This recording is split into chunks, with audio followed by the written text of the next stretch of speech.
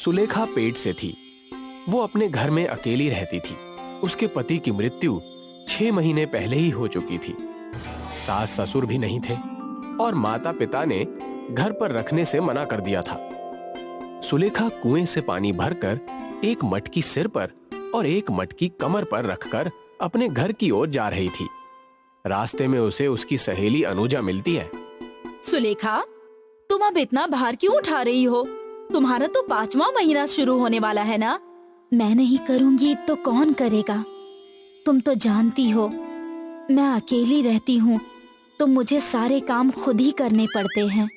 तुम ऐसा क्यों सोचती हो? लाओ मटकी मुझे दे दो। अब से मैं तुम्हें पानी लाकर दे दिया करूंगी जब तक तुम्हारा बच्चा नहीं हो जाता। मैं तुम्हारा ये एहसान कभी नहीं भूलूंगी। तुम्हारे जैसी सहेली होना मेरे लिए भाग्य की बात है। सुलेखा को अकेले घर चलाने में बहुत दिक्कत होती थी। उसे ऐसा लगता था कि उसका इस दुनिया में कोई नहीं है। वो बिल्कुल बेसहारा महसूस करती थी। वो बस अपने पेट में पल रहे बच्चे के नाते जी रही थी। वो एक बड़े सेठ के घर झाड़ू पोछे का काम करती थी। वहां की मालकिन उसे बहुत परेशान करती थी। सुलेखा, तुमने मेरे कमरे को ठीक से साफ किया है कि नहीं? उसमें जाकर एक बार और पोछा लगाओ। तुम्हें पता तो है ना, मुझे गंदगी बिल्कुल पसंद नहीं है।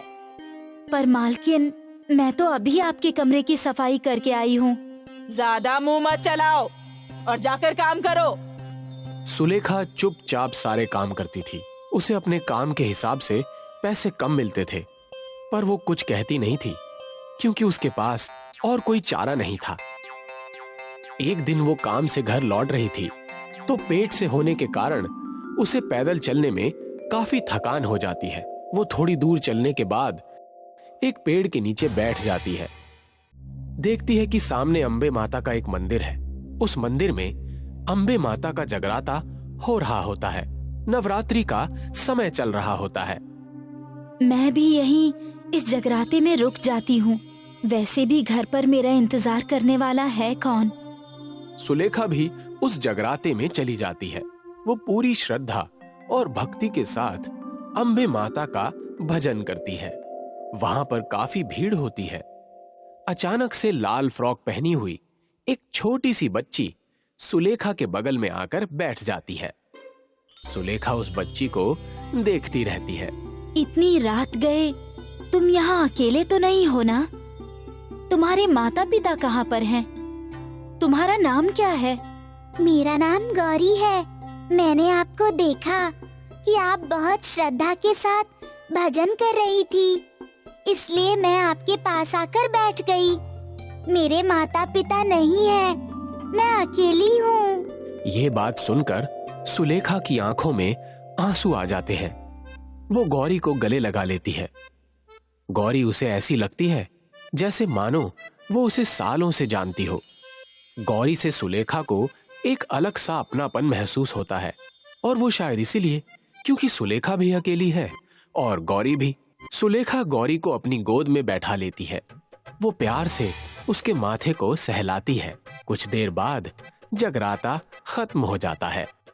गौरी, अब तुम कहाँ जाओगी? तुम्हारा पालन पोषण कैसे होगा?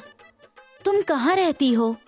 मैं तो यहीं इस मंदिर में रहती हूँ, यहीं खाती हूँ और यहीं सोती हूँ। अच्छा, तो क्या तुम मेरे साथ मेरे घर चलना चाहोगी? मैं तुम्हें बहुत प्यार से रखूंगी। फिर तुम्हें यहाँ अकेले भी नहीं रहना पड़ेगा। हाँ, मैं आपके साथ जाना चाहती हूँ। आप भी तो अकेली हो, मैं आपका साथ दूंगी। ठीक है, तो जो लोग यहाँ तुम्हारी देखरेख करते हैं उन्हें तुम ये बात बता दो। गौरी सुलेखा के साथ उसके घर आ जाती है।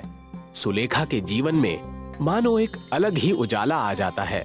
उसके मन में एक अलग ही शांति और चेहरे पर एक मुस्कान रहने लगती है। वो जब भी गौरी की ओर देखती तो उसे ऐसा लगता कि गौरी उसका बहुत दिन से इंतजार कर रही थी। हालांकि सुलेखा के पास पैसे बिल्कुल नहीं थे, फिर भी वो गौरी को अपने पास ही पालना चाहती थी। गौरी बेटा, तुम क्या कर रही हो? माँ, मैं तुम्हारी खाना बनाने में मदद करना चाहती हूँ। तुम्हें आराम की जरूरत है, इसलिए तुम आराम करो। गौरी के मुंह से माँ शब्द सुनते ही सुलेखा की आंखों में आंसू आ जाते हैं। क्या मैंने कुछ गलत कह दिया माँ? नहीं बेटे, तुमने कुछ गलत नहीं कहा। तुम मुझे इतना प्यार दिखाती हो, इसलिए मेरी आंखों में आंसू आ गए। सुलेखा के पास जाती है और उसके आंसू पोंछती है। सुलेखा को गौरी के रूप में एक सहारा मिल गया होता है। सुलेखा गौरी को हमेशा अपने साथ रखती थी। वो उसे अपने हाथों से खिलाती, अपनी गोद में सुलाती और अपने साथ अम्बे माँ के मंदिर भी ले जाती थी। एक दिन सुलेखा की तबीयत कुछ बिगड़ने लगती है।